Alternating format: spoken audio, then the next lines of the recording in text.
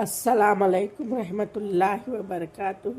نحمد و نصلی علی رسول الکریم، اما بعد۔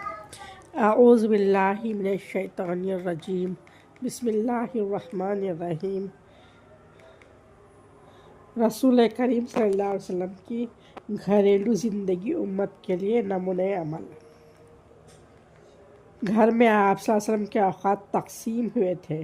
رسول کریم صلی اللہ علیہ وسلم کی گھریلو زندگی کے معاملات کی تشریح کرتے ہوئے حکیم الامت حضرت مولانا اشرف علی تھانوی نے خلیفہ مجاز عارفہ باللہ حضرت ڈاکٹر عبدالحی اپنی تصنیف اسوہ رسول صلی اللہ علیہ وسلم میں شمائل ترمذی کے حوالے سے لکھتے ہیں کہ حضرت امام حسن رضی اللہ تعالیٰ عنہ اپنے والد ماجد حضرت علی مرتضیٰ سے روایت کرتے ہیں کہ آپ صلی اللہ علیہ وسلم کا اپنے گھر میں اپنی ذاتی حوائج طعام و منام کے لیے تشریف لے جانا ظاہر ہے۔ آپ صلی اللہ علیہ وسلم اس بات کے لیے من جانب اللہ باذن اللہ مامور تھے۔ آپ صلی اللہ علیہ وسلم اپنے گھر میں تشریف لاتے تو اپنے گھر کے اوقات کو 3 حصوں میں تقسیم فرماتے۔ نمبر 1، ایک حصہ اللہ تعالیٰ کی عبادت کے لیے۔ نمبر 2، ایک حصہ اپنے گھریلو معاشرتی حقوق ادا کرنے کے لیے، جس میں ان سے ہنسنا بولنا شامل تھا۔ تیسرا حصہ اپنے نفس کی راحت کے لیے۔ پھر اپنے حصے کو اپنے اور لوگوں کے درمیان تقسیم فرما دیتے، یعنی اس میں سے بھی بہت سا اوقات امت کے کاموں میں صرف فرماتے۔ اس حصے وقت کو خاص احباب کے واسطے بھی عام لوگوں کے کام میں لگا دیتے، یعنی اس حصے وقت میں عام لوگوں کو تو نہ آ سکتے مگر خاص حاضر ہوتے، دین کی باتیں سن کر عوام کو پہنچاتے۔ پس اس طرح آپ لوگوں بھی اس منافع میں شریک ہو جاتے۔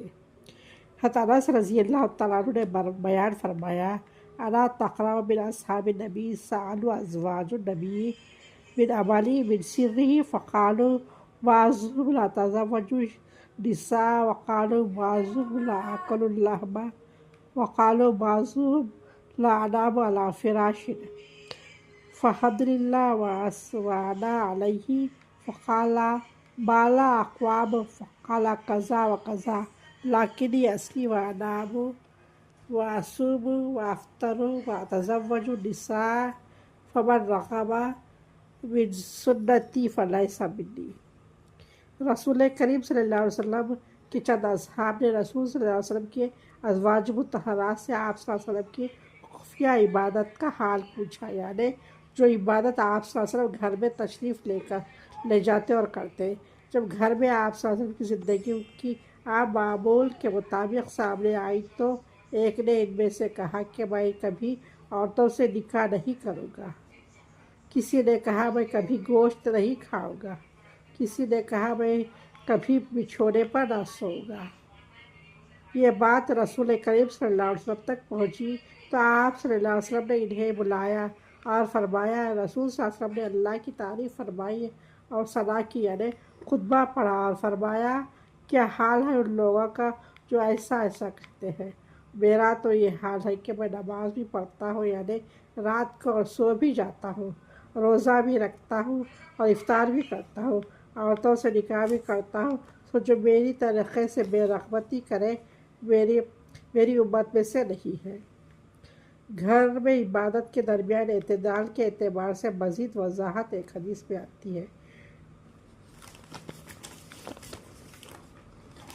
آپ صلی اللہ علیہ وسلم نے فرمایا، لکم رائن و لکم مسئول وانا رائی۔ ایک روایت میں رسول صلی اللہ علیہ وسلم نے خود اس کی تشریح فرمائی کہ چرواہے کی ذمہ داری کیا ہوتی ہے۔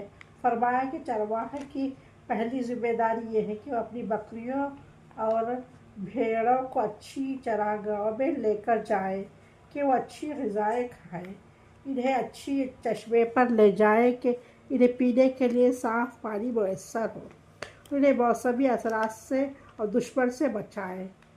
پھر رسول صلی اللہ علیہ وسلم نے فرمایا کہ بھیڑ بکری کا دشمن بھیڑیا ہے، جبکہ انسان کا دشمن شیطان ہے۔ یوں گھر کے سربراہ کی بھی یہی ذمہ داری ہے کہ ضروریات زندگی مہیا کرے، یعنی خوراک، تعلیم، لباس، رہائش وغیرہ، اور اس کے ساتھ شیطان کے داغے سے اپنی اولاد کو بچانا بھی اس کی ذمہ داری ہے۔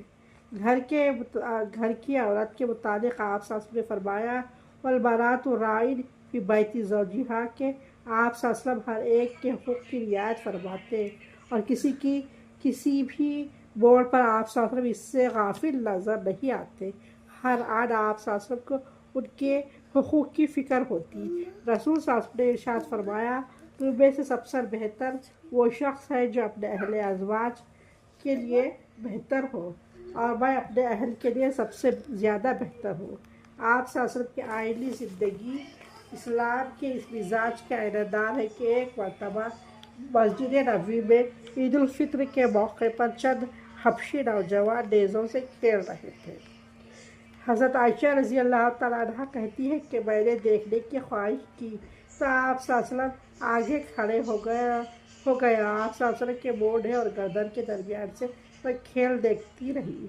آپ صلی اللہ علیہ وسلم نے آقا سے مخاطب کرتے ہوئے کہا لوگوں جو خود کھاؤ وہی ان کو بھی کھلاؤ، جیسا خود کپڑا استعمال کرتے ہو ویسا ان کو بھی کپڑا تیار کرو۔ وہ تمہارے بھائی ہے، غلام کو بھائی قرار دیے۔ آپ صلی اللہ علیہ وسلم نے ان کی دیوار کو منحدر فرمایا جو حاکم اور محکوم کے درمیان کھڑی کر دی گئی تھی۔ دار نفقہ کی ادائیگی رسول صلی اللہ علیہ وسلم کے طرز عمل ازواجی زندگی میں قدم رکھنے کے بعد اپنے شریک حیات کا دار نفقہ مرد پر شریعت نے لازم کیا ہے۔ آج کل سبھی نہیں بلکہ بعض کو دیکھنے میں بھی یہ آ رہا ہے کہ گھر کا خرچہ بلکہ مرد کا ذاتی خرچہ بھی مائکے سے لیا جا رہا ہے۔ منع کرنے کی صورت میں طلاق کی دھمکی دی جاتی ہے۔ رسول صلی اللہ علیہ وسلم سے ثابت ہے کہ اپنے ازواج مطہرات کے نفقہ قبل از وقت دے دیا کرتے تھے، ان کے حقوق کی ادائیگی میں کوئی کوتاہی نہیں کرتے۔ حضرت عمر رضی اللہ تعالیٰ عنہ فرماتے ہیں کہ جو نذیر سے جو مال غنیمت آتا وہ آپ صلی اللہ علیہ وسلم کے لیے خاص تھا۔ آپ صلی اللہ علیہ وسلم اس مال سے ازواج پر مکمل سال خرچ کیا کرتے تھے۔ رسول صلی اللہ علیہ وسلم کے گھر میں قرآن مجید پڑھنے کی کیفیت رات کے وقت نماز کے اندر اور نماز کے علاوہ قرآن مجید کی تلاوت بھی کرتے، کبھی بلند آواز سے اور کبھی آہستہ آواز سے۔ حضرت عفیف ابن حارث رضی اللہ تعالیٰ عنہ کہتے ہیں کہ میں نے حضرت عائشہ صدیقہ رضی اللہ تعالیٰ عنہ سے دریافت کیا رسول اللہ صلی اللہ علیہ وسلم قرآن کو بآواز بلند پڑھتے تھے یا آہستہ آواز سے؟ انہوں نے جواب دیا کہ کبھی بآواز پڑھتے اور کبھی دھیمی آواز سے پڑھتے۔ کہا اللہ اکبر، الحمدللہ، اللہ نے اس کے کام میں وسعت رکھی۔ آپ صلی اللہ علیہ وسلم بسا اوقات ٹیک لگا کر بھی قرآن کریم پڑھتے تھے۔ حضرت عائشہ صدیقہ رضی اللہ تعالیٰ عنہ سے فرمایا کہ رسول صلی اللہ علیہ وسلم ازواج مطہرات میں سے کسی کے گود میں سر رکھتے اور قرآن پڑھتے تھے۔ گھر میں داخل ہونے کا نبوی طریقہ۔ رسول کریم صلی اللہ علیہ وسلم اچانک گھر میں کبھی تشریف نہ لاتے تھے کہ گھر والوں کو پریشانی ہو، بلکہ اس طرح تشریف لاتے کہ گھر والوں کو پہلے سے اطلاع دی جاتی۔ حضرت جابر رضی اللہ تعالیٰ عنہ سے روایت ہے کہ اس بات سے منع فرمایا کہ انسان رات کو اچانک گھر والوں کے پاس جا پہنچے، ان کو خیانت جس طرح خاوند نے کہا ہوا ہے اس طرح نہ رہنے کا مرتکب سمجھے، ان کے کمزوریاں ڈھونڈے۔ میں ایک تو بدگمان شریعت میں منع فرمایا ہے، دوسری عورت سے دل شکنی کا باعث ہے، اس میں سے صدیہ قباحت ہے، بالخصوص جب کوئی شخص سفر سے واپس ہو تو اس کے لیے اور زیادہ اہتمام کیا گیا ہے کہ وہ اپنے گھر میں اچانک نہ جائے بلکہ اطلاع دے کر آئے۔ چنانچہ حضرت جابر ابن عبداللہ سے روایت ہے کہ ایک جہاد میں ہم رسول صلی اللہ علیہ وسلم کے ساتھ تھے۔ جب ہم اس جہاد سے واپس مدینہ منورہ آئے تو ہم اپنے گھروں کو جانے لگے تو آپ صلی اللہ علیہ وسلم نے فرمایا کہ ٹھہرو، ہم رات کو جائیں گے تاکہ جس عورت کے سر کے بال پریشان حال ہے تو وہ کنگھی کر لے اور جس کو خاوند غائب تھا وہ بال صاف کر لے۔ گھر میں داخل ہونے کے بعد آپ صلی اللہ علیہ وسلم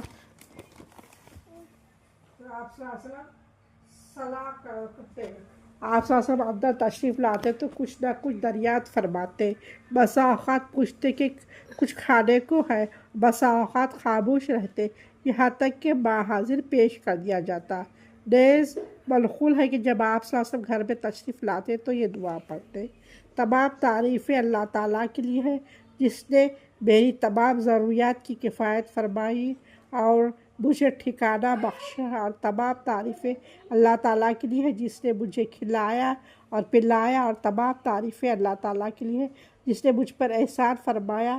میں اللہ سے درخواست کرتا ہوں کہ مجھے عذاب سے دور رکھے۔ اچھا ہے یہ۔